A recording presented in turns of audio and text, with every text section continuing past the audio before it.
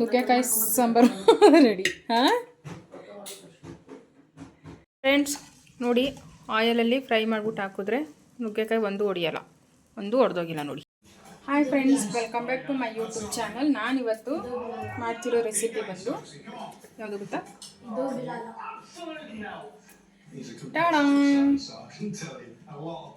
ನುಗ್ಗೆಕಾಯಿ sambar.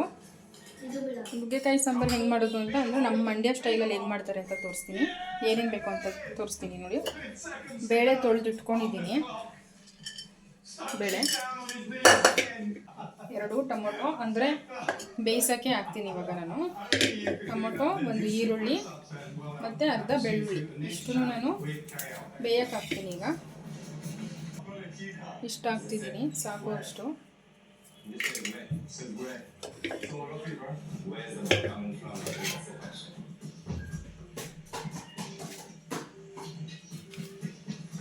Tomato cut ಮಾಡಿಬಿಟ್ಟು ಹಾಕ್ಕೊತೀನಿ. ಬರೀ ಬೇಯಿಸೋಕ್ಕಲ್ಲ, ಸೊ ಹಂಗಾಗಿ ನಾನು ಉದ್ದಕ್ಕೆ ಕಟ್ ಮಾಡ್ಕೊಂಡು ಹಾಕ್ಕೊತಾ ಇದ್ದೀನಿ. ನಿಮ್ಗೆ ಹೆಂಗೆ ಬೇಕೋ ಆ ಸೈಜಲ್ಲಿ ನೀವು ಕಟ್ ಮಾಡಿ ಹಾಕೊಬೋದು, ಬಟ್ ನಾನು ಈ ಥರ ಕಟ್ ಮಾಡಿ ಹಾಕ್ಕೊತೀನಿ. ಇದರಲ್ಲಿ ನಾನು ಅರ್ಧ ಮಾತ್ರ ಹಾಕ್ಕೊತೀನಿ, ಇನ್ನರ್ಧ ರುಬ್ಬಕ್ಕೆ ಹಾಕ್ಕೊತೀನಿ. ಈರುಳ್ಳಿ ಕಟ್ ಮಾಡ್ಕೊಳ್ತಾ ಇದ್ದೀನಿ. ಇದು ನಾನು ಅರ್ಧ ಹಾಕ್ತೀನಿ ಅಷ್ಟೇ.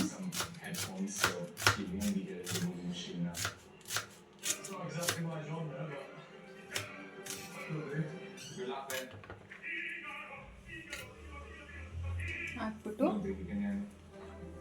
ಇದಕ್ಕೆ 1/4 ಟೀ ಸ್ಪೂನು ಅರಿಶಿನ ಹಾಕ್ತಾಯಿದ್ದೀನಿ. 1/4 ಟೀ ಸ್ಪೂನ್ ಅರಿಶಿನ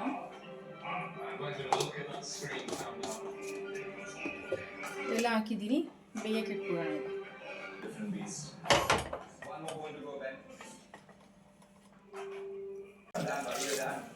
ನೀರು ನಿಮ್ಗೆ ಎಷ್ಟು ಬೇಕೋ ಅಷ್ಟು ನೋಡ್ಕೊಂಡು ಹಾಕ್ಕೊಳ್ಳಿ. ನಾನು ಇವಾಗ ಇದೆಷ್ಟು ಬೇಯಕ್ಕೆ ಎಷ್ಟು ಬೇಕೋ ಅಷ್ಟು ಮಾತ್ರ ನೀರು ಹಾಕ್ತೀನಿ. ಸಾಲ್ಟು ನಾನು ಇವಾಗಲೇ ಹಾಕಲ್ಲ, ಲಾಸ್ಟಲ್ಲಿ ಹಾಕ್ತೀನಿ. ಯಾಕೆ ಅಂದರೆ ನುಗ್ಗೆಕಾಯಿ ಬೇಯಕ್ಕೆ ಮತ್ತೆ ಹಾಕ್ತೀನಲ್ಲ, ಸೊ ಅವಾಗ ಹಾಕ್ತೀನಿ.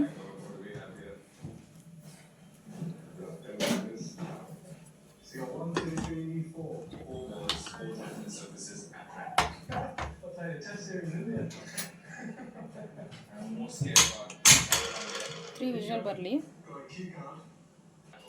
ಮಸಾಲ ಮಾಡೋದಕ್ಕೆ ತೆಂಗಿನಕಾಯಿ ನಾನು ಸ್ವಲ್ಪನೇ ಹಾಕ್ತೀನಿ. ಯಾಕೆಂದರೆ ತೆಂಗಿನಕಾಯಿ ಜಾಸ್ತಿ ಹಾಕಿದ್ರೆ ಎದಂಗ್ರಿ ಬರುತ್ತೆ, ಸೊ ಹಂಗಾಗಿ ಸ್ವಲ್ಪ ಹಾಕ್ತೀನಿ. 1.5 ಟೊಮೊಟೊ ಇದಕ್ಕೆ ಹಾಕ್ತೀನಿ, ರುಬ್ಬಕ್ಕೆ ಹಾಕ್ತಾಯಿದ್ದೀನಿ. ಮತ್ತು ಇದರ್ಧ ಈರುಳ್ಳಿ ಸಹ ರುಬ್ಬಕ್ಕೆ ಹಾಕ್ತಾಯಿದ್ದೀನಿ. ಇನ್ನರ್ಧ ಬೆಳ್ಳುಳ್ಳಿ ಇಟ್ಟಿದ್ದು ರುಬ್ಬಕ್ಕೆ ಹಾಕ್ಕೊತಾ ಇದ್ದೀನಿ. ಇಷ್ಟೇ ರುಬ್ಬಣ. ಸ್ವಲ್ಪ ಕೊತ್ತಂಬರಿ ಸೊಪ್ಪು ಹಾಕ್ಕೊಂಡಿದ್ದೀನಿ. ನಾನು ಯೂಶಲಿ ಹಾಕಲ್ಲ, ಇವತ್ತೇ ಹಾಕಿದ್ದು ಕೊತ್ತಂಬರಿ ಸೊಪ್ಪು.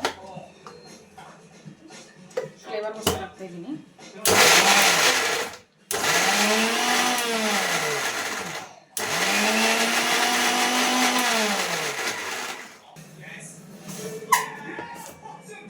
ಖಾರದ ಪುಡಿನೂ ನಾನು ರುಬ್ಬಕ್ಕೆ ಹಾಕ್ಕೊತಾ ಇದ್ದೀನಿ. ಇವಾಗಲೇ 1 ಟೇಬಲ್ ಸ್ಪೂನ್ ಹಾಕ್ಕೊತಾ ಇದ್ದೀನಿ.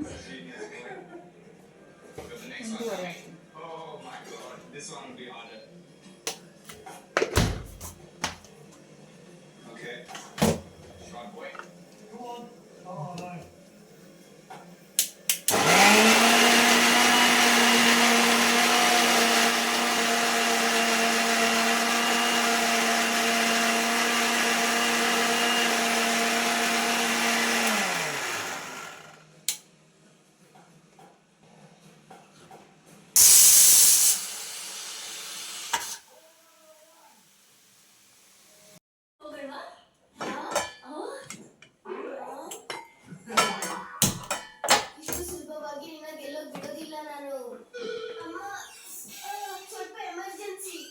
ಟೇಬಲ್ ಸ್ಪೂನ್ ಆಯಿಲ್,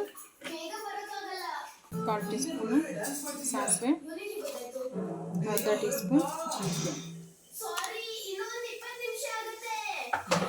ಹಾಕ್ಬಿಟ್ಟು ಚಿಟಪಟ ಕರಿಬೇವು, ಏನಪ್ಪ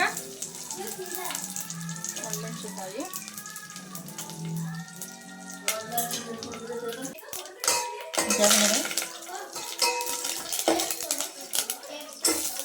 ಈರುಳ್ಳಿ ಹಾಕ್ತಾಯಿದ್ದೀನಿ.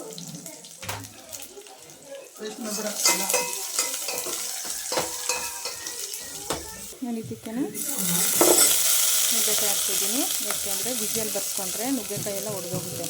ಸೊ ಹಂಗಾಗಿ ಎಣ್ಣೆಲಿ ಫ್ರೈ ಮಾಡಿಕೊಂಡ್ರೆ ನುಗ್ಗೆಕಾಯಿ ಒಡೆದೋಗಲ್ಲ, ಹಂಗೆ ಇರುತ್ತೆ. ಸೊ ಹಂಗಾಗಿ ನಾನು ಆಯಿಲಲ್ಲೇ ಫ್ರೈ ಮಾಡ್ಕೊತೀನಿ.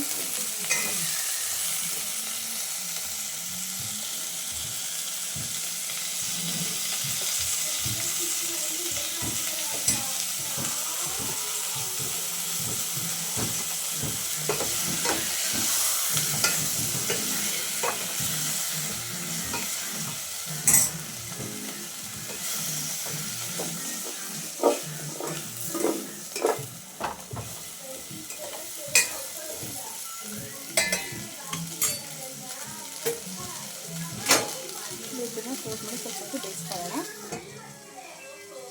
ಇಲ್ಲಿ ಬೇಳೆ ಇಟ್ಕೊಂಡಿದ್ದೀನಿ.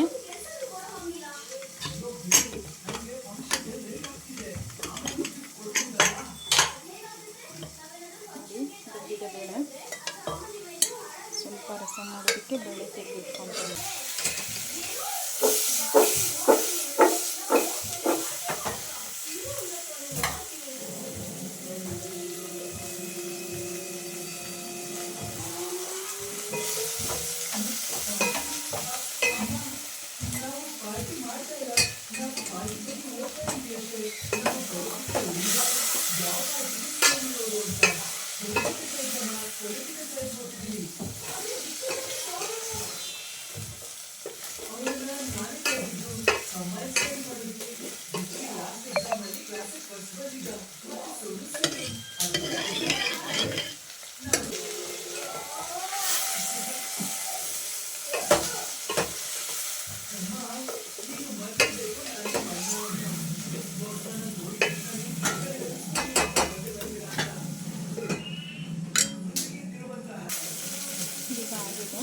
ಮಸಾಲ ಹಾಕ್ತಾಯಿದ್ದೀನಿ.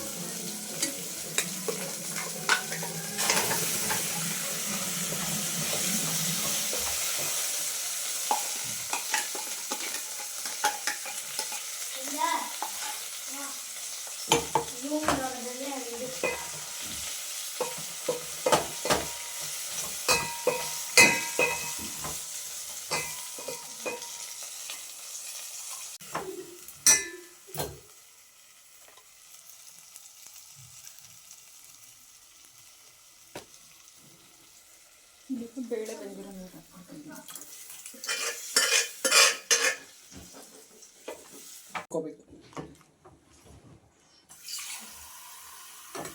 ಸ್ವಲ್ಪ ಫ್ರೆಂಡ್ಸ್ ನೋಡಿ, ನಮ್ಮ ನುಗ್ಗೆಕಾಯಿ ಸಾಂಬಾರಿಸ್ ರೆಡಿ.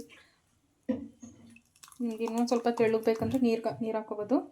ನಾನು ಸ್ವಲ್ಪ ಗಟ್ಟಿನೇ ಮಾಡ್ಕೊತಾ ಇದ್ದೀನಿ, ಯಾಕೆಂದರೆ ಅಕ್ಕಿ ರೊಟ್ಟಿಗೆ ಬೇಕು. ಸೊ ಹಂಗಾಗಿ ಹಾಕ್ಕೊತಾ ಇದ್ದೀನಿ. ಇವಾಗ ಸಾಲ್ಟ್ ಹಾಕ್ಕೊಂಡು ಬೇಯಿಸ್ಕೊಂಡ್ರೆ ನುಗ್ಗೆಕಾಯಿ ಸಾಂಬಾರು ರೆಡಿ. ಹಾಂ ಫ್ರೆಂಡ್ಸ್ ನೋಡಿ, ಆಯಿಲಲ್ಲಿ ಫ್ರೈ ಮಾಡಿಬಿಟ್ಟು ಹಾಕಿದ್ರೆ ನುಗ್ಗೆಕಾಯಿ ಒಂದು ಒಡೆಯಲ್ಲ, ಒಂದು ಒಡೆದೋಗಿಲ್ಲ ನೋಡಿ.